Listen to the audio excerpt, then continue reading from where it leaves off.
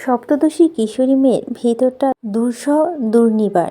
চোখে কোনো ভরা টলমল অশ্রু চাঁদের আলোতে জ্বলছে। সদ্য বলা কথা সে নিজে ভীত শঙ্কিত চিন্তান্বিত।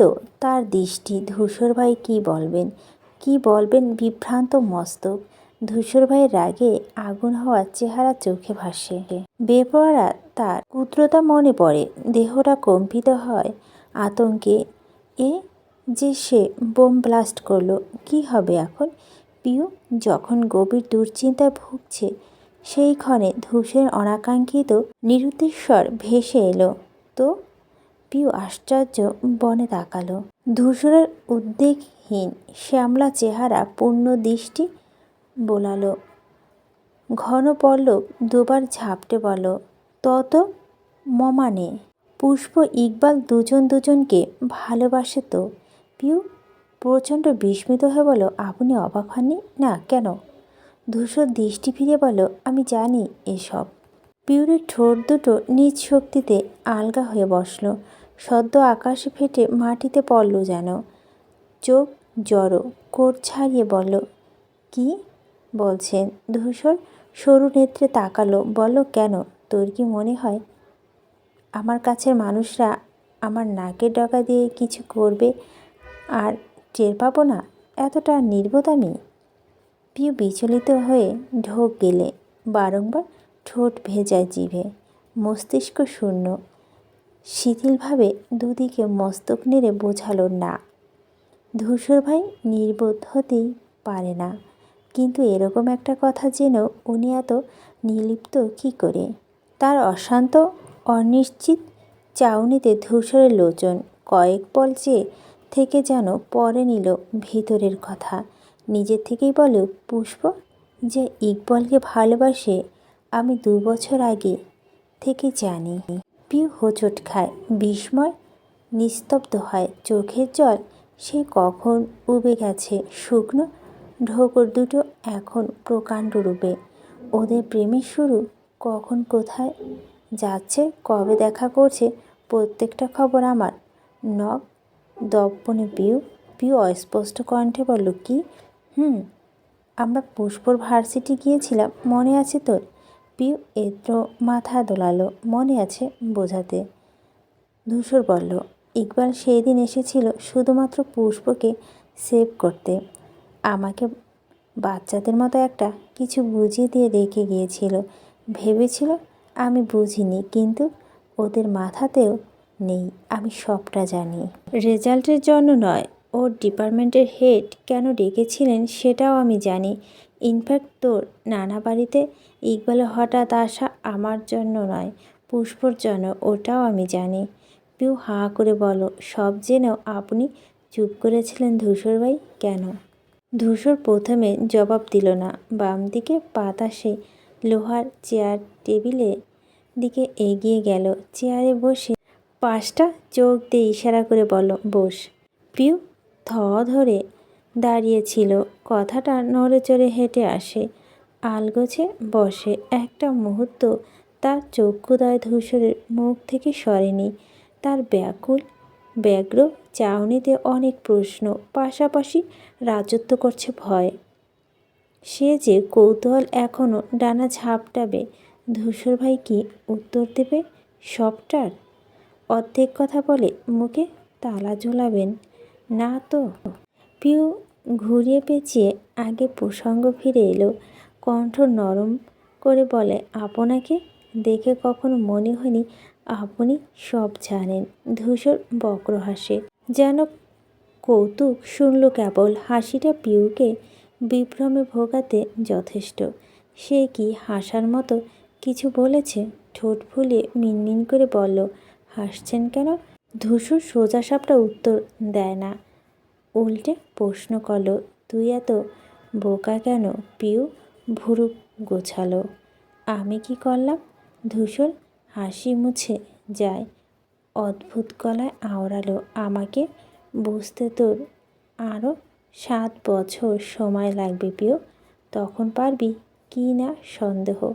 পিউ চুপ করে গেল, চেয়ে রইল এক ধ্যানে। মনে মনে বলল, 17 বছর কেন ধূসর ভাই? প্রসঙ্গ আপনার হলে 1700 বছরও কার্পণ্য করব না আমি। মুখে বলল, উত্তরটা দিচ্ছেন না? কোনটা? আপুর ব্যাপারে। কেন চুপ করেছিলেন? ইচ্ছে করে। ইচ্ছে করে কেন? ধূসর একটু চুপ থেকে বলল, ইকবাল আমার জন্য প্রথমে পুষ্পকে প্রত্যাখ্যান করত, অথচ সে নিজেও হাবুডুবু খাচ্ছিল ওর প্রেমে।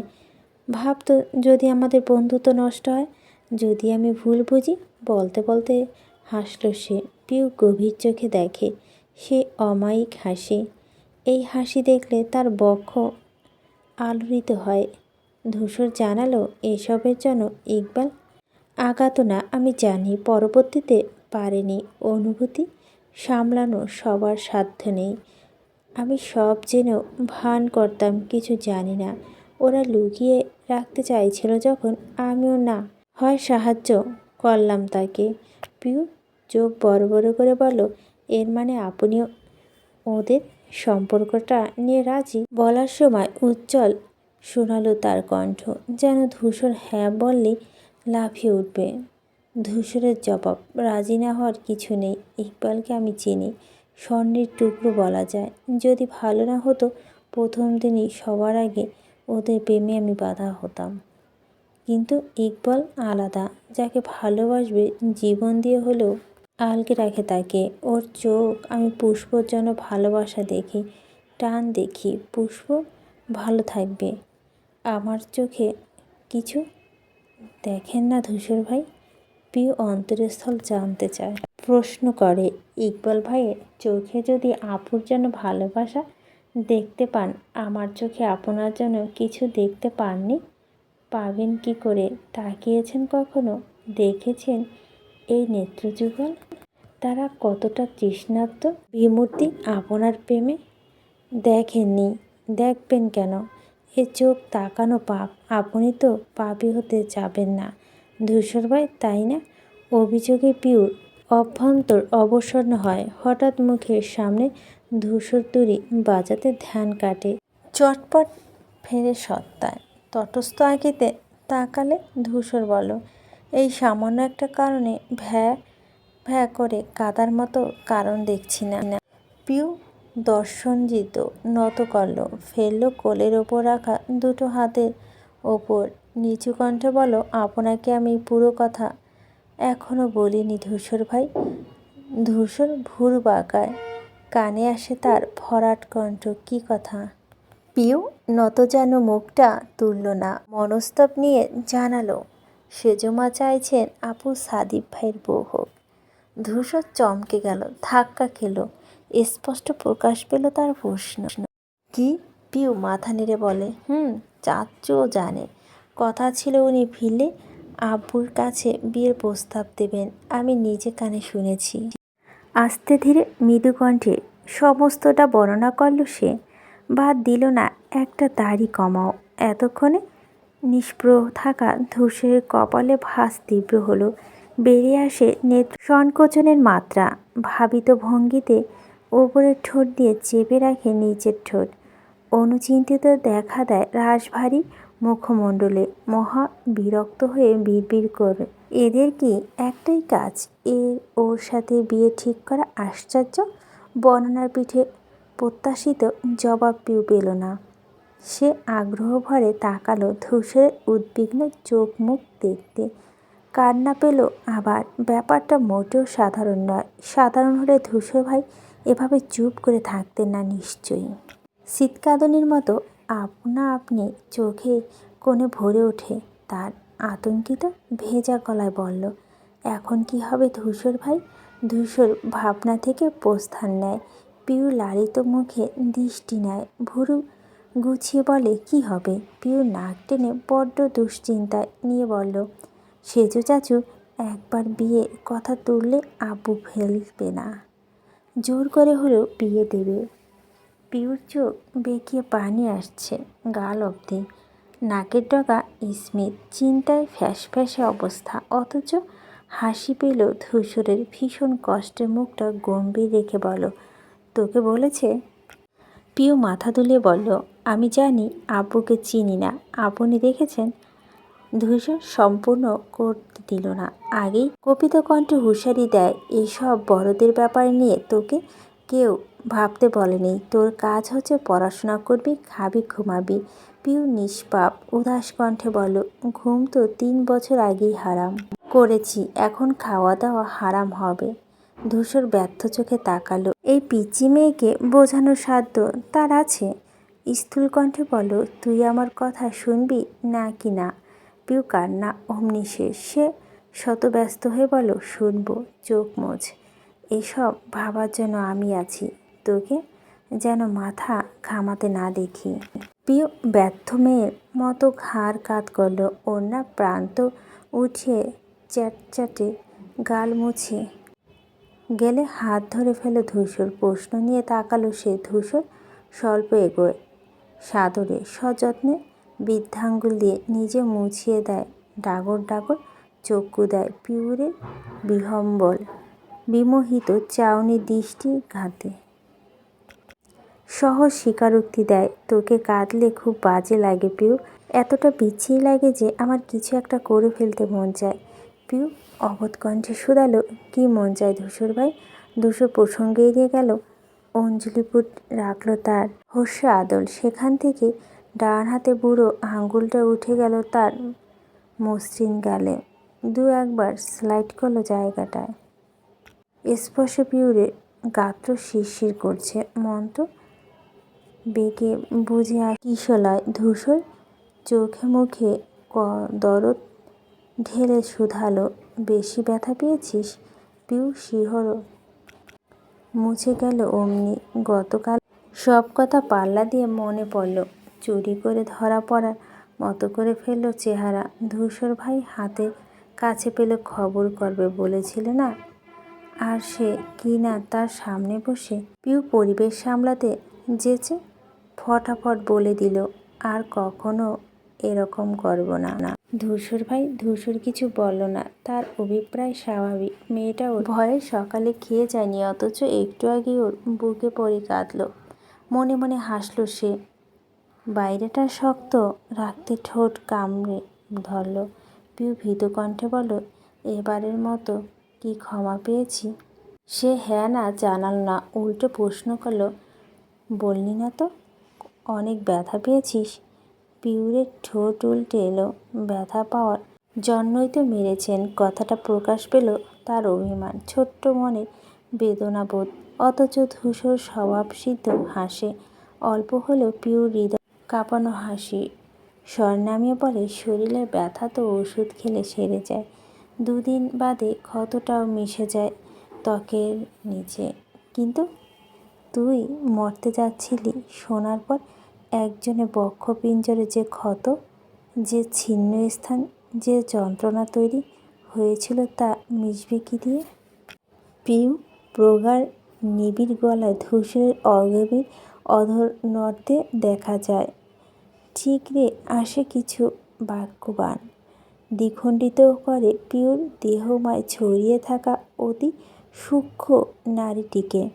সে আকুল চিত্রে শুধালো, সে একজনকে ধূসর ভাই?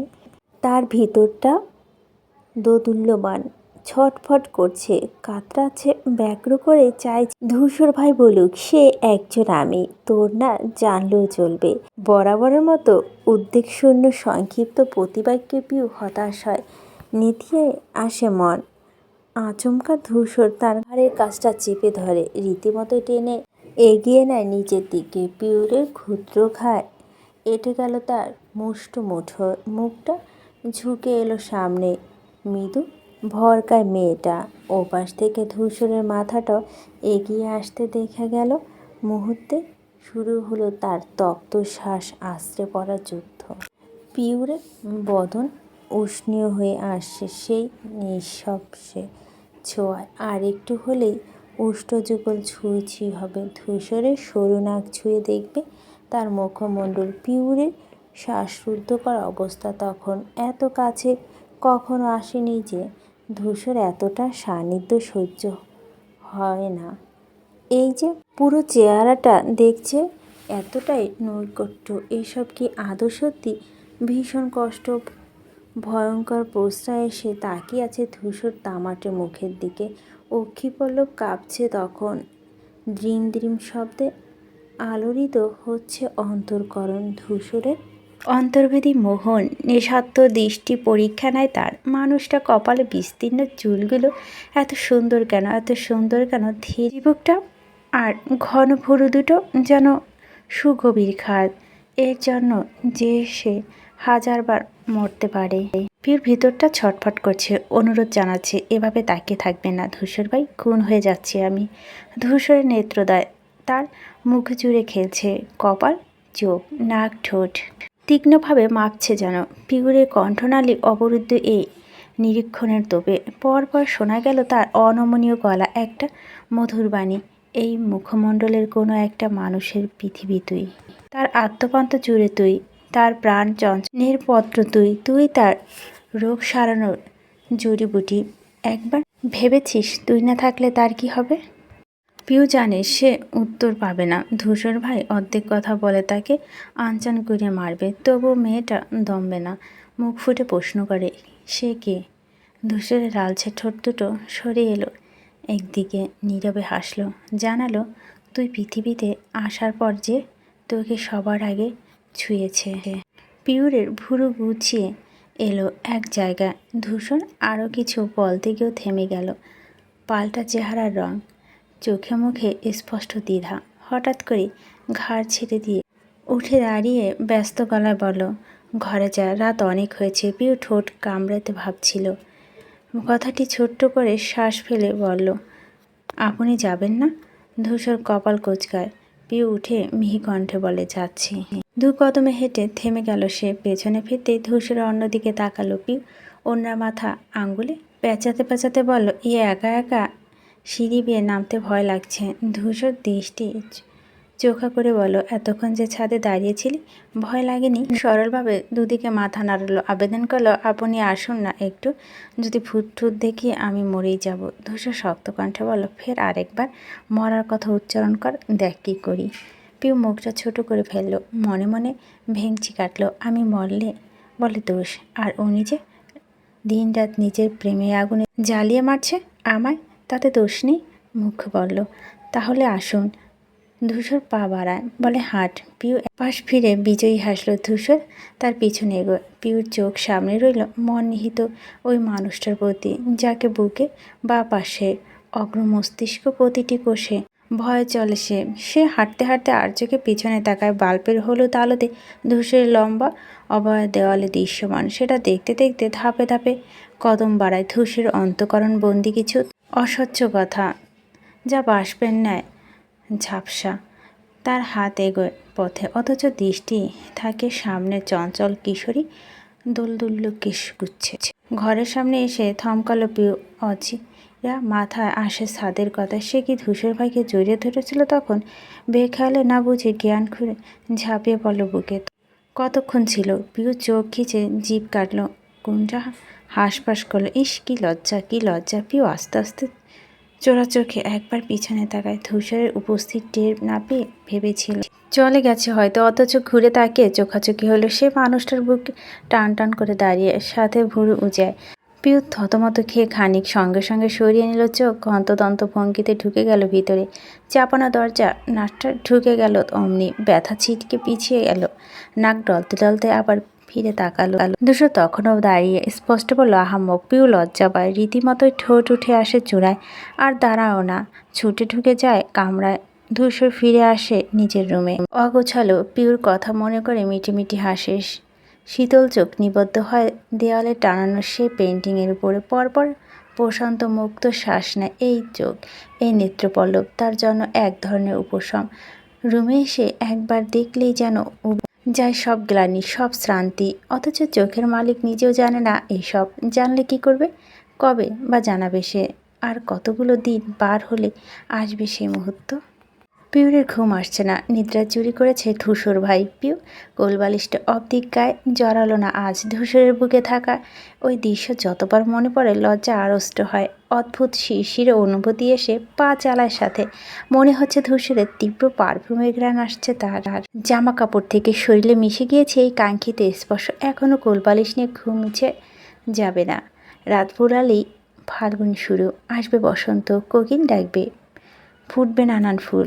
রাস্তায় পাড়া লাগানো গাছগুলো দেখা নেবে নব নব পল্লব। শহর জুড়ে হাজারো নারী হলদে শাড়ির ভাঁজে লুকিয়ে রাখবে তার প্রিয় মানুষকে। ব্যস্ত পথে নিজেকে মন লুকিয়ে পা মেলাবে। সময় সময় এক অন্য দিক চেয়ে করবে রঙিন হাসি বিনিময়। ছেলেটা তাকালো, মেয়েটি লজ্জা নামিয়ে নেবে দৃষ্টি। আচ্ছা, তার জীবনে এমন দিন আসবে না যেদিন সেও একটা লাল হলুদ মিশেলের শাড়ি পরবে, কানে থাকবে একজোড়া লম্বা ঝুমকো, মাথায় পরবে একটা গোলাপে চাকা, আর থাকবে হাতে ভর্তি চুড়ি, আর পাশে পাশে হাঁটবে প্রিয়তম সে, তার ধূসর ভাই। তার 5টে আঙ্গুলে জায়গা পাবে ওই শক্ত খসখসে তালুর মধ্যে। আসবে না সেই দিন? পিউ চোখ বুঝল।